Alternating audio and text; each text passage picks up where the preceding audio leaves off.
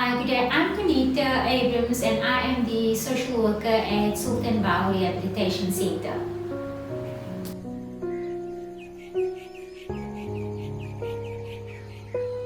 In today's day and age, you are basically expected to live up to basically an impossible standard. I do know, according to statistics, 1 in 3 women feels under pressure that they need to present themselves as having a perfect life or a perfect image on social media platforms, be it on Instagram, be it on Twitter or various other social media platforms. And this is their biggest worry online is basically to compare themselves to the lives of others. And this in itself creates depression, various other challenges such as depression, low self-esteem, appearance anxiety, bodily dissatisfaction, all associated with social media use. Okay, I'd say first of all, the inability to maintain a work-life balance. For a mother, working full-time can be extremely tedious and exhausting because you need to maintain your professional work life as well as seeing to the children or attend to chores as well. And this can have a toll on their emotional and mental well-being. Secondly, I'd also say the constant grapple with guilt. The reason why I'm saying this is that we all know that mothers are truly one of a kind, right? But with that, they also have dreams and aspirations. But because of societal norms that places this whole stigma to mothers being the sole nurturers of the family, this is where the grappling of guilt takes place, because they find themselves in a questionable position to whether it be their career life or attending to the family at home. I'd also then say priorities are questioned. The reason why I'm saying this is because there is a great discrepancy between working men and working women. Working men are classified as seen to the labor department, strictly seen to the working environment, and working women as the housemakers, if I can put it that way. So when they do step into the professional work life, their commitment to their families are also being questioned. Another one could be the neglecting yourself. As mothers, as women, you tend to see to everyone else besides yourself. You're there for everyone else, and this is where you start to feel that you're neglecting yourself as a woman.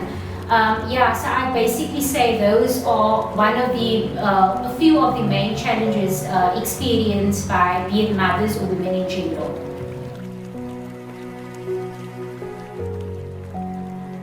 We do know that South Africa has amongst the highest stats in the world for gender-based violence. According to statistics, 1 in 3 women are experiencing sexual abuse, and 2 out of 5 of women are experiencing domestic violence by their partners, right? So we are basically living in a society where violence has become normalized, if I can put it that way.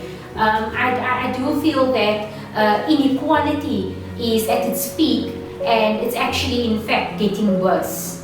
And with regard to how this can maybe be improved, I feel that the justice system needs to be fixed and it needs to also be strengthened. I do also feel that we need pre-education, be it at schools, particularly from a young age, where we can educate people on rights and equality and standing up for yourself. So I do feel that we need to direct our attention and focus in those areas.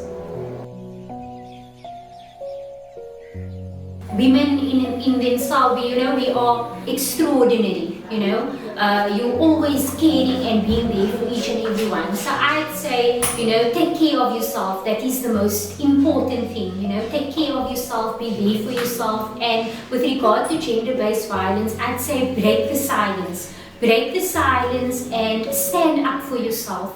I'm a social worker at the rehabilitation center, and I have clients that I'm dealing with on a daily basis that has been raped, that has been experiencing various kinds of abuse, be it mental abuse, physical, emotional abuse, and the resilience that I see within these clients, it's seriously amicable, you know. So I'd say that stand up for yourself, care for yourself, and take care of yourself spiritually, physically, mentally, and emotionally, because at the end of the day, it starts with you.